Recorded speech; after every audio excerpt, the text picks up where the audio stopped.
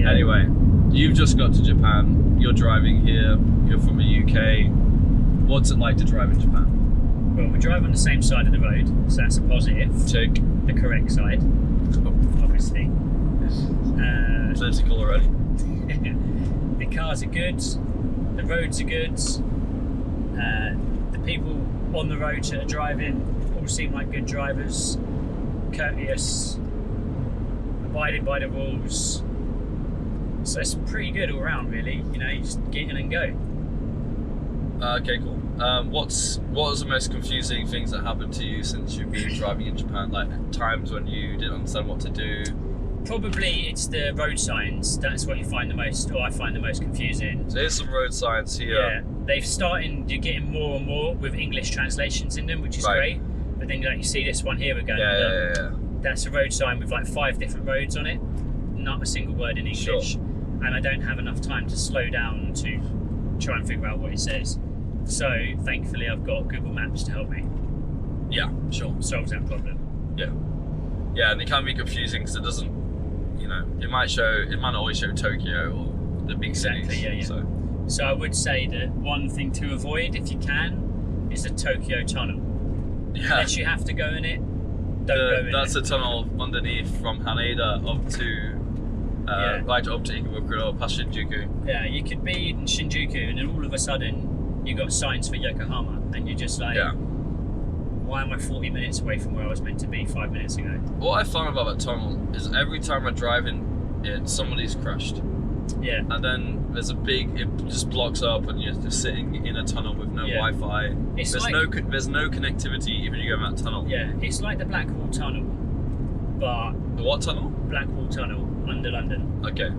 But it's probably 50 times longer. Yeah. It's insane. So is there connectivity to your phone in Blackwall Tunnel? Not that I've ever seen. Okay, yeah. Not when you're in the middle. So you're underground, your GPS doesn't work, your phone doesn't tell you where you are. Why are we telling this story to our customers? Well, you said what I find difficult. Okay, I say you're for it. The only thing that I found difficult. But that tunnel, just get out of that tunnel. Get out of a tunnel. First exit. Even if it's a busy roundy exit, get out. What I would try and do is that exit's busy, do the next exit, and then you can find you're stuck in there for way too long. Just get out of the tunnel. See that daylight. Yeah. Okay, cool. But that's about it. Otherwise, you know, you do the same as you do in any country. Abide by the speed limit. Drive on the correct side of the road that you're meant to be on. Right. It's pretty easy. I also find though, like, obviously Japan, like, can be confusing. Like, some people like to plan everything. They like to. There's RV parks where you can book. You can pay a little bit extra. You have access to showers. You can plug in your van, and so forth. Some people like that. I don't mind it when I'm traveling with a family. But I also like being spontaneous, just going and finding something which can sometimes be a little bit more chaotic. You've done a few trips now, Alex, and I think you've had a few different experiences. Yeah, for sure. Like, the first trip I took the Mini out and went up into the mountains. It was still a bit of snow up there. Right. It's relatively cold. Arrived at a Michinoeki not having any idea whatsoever they are. Michinoeki is a roadside service centre.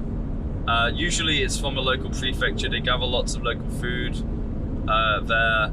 Sometimes people confuse roadside centres, like roadside, like we have gas, they have food. This with like a Michinoeki, which is more. They have some of the local produce there. They have usually have a bathhouse, some more facilities, and they're on the map. So yeah. Yeah, it's like, I would say, coming from the UK, the difference between a service station in Japan and the service stations in the UK, they're so far apart that, you know, you can park up in a Japanese service station at a Michinoeki. Probably wouldn't stop in one on the motorway, but this is like side roads where you've got, well, not even side roads, like an A road where you've got a petrol station, a little chef, and so on and so forth. Whereas here they've got amazing food, a local bakery, a petrol station, playground, toilets that you could probably sleep in. They're so clean and they're open 24 hours. Drinking water. Yeah. And then people just park up their cars in their parking spaces. You sleep there for the night and then you leave in the morning. Like when you're in the UK, you probably, when you go to France, the service stations there are really good, and you're like, oh, I wish we could have service stations like that in the UK. The French ones are nowhere even near the Japanese ones. They're so good. So like we've been to a few, parked up, had the Mini with the rooftop, had no problems whatsoever, and it's essentially a tent on your roof. You get up there, left my phone in it, and then went to the bathroom, came back, no one's robbed me, thankfully. And then like we've got the van. The van's like a bit more stealth, so we can go and park up in a city or in a surf spot or anywhere that you can kind of be a little bit more conspicuous.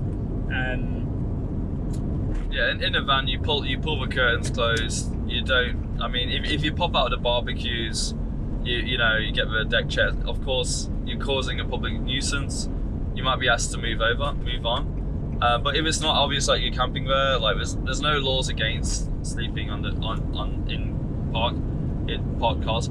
What does happen is if somebody reports you, if somebody calls the police and says something suspicious, you could come under like inconveniencing people law. Where if someone says that to the police would come and ask you to stop busking or to stop, sleeping in a vehicle, whatever you're doing.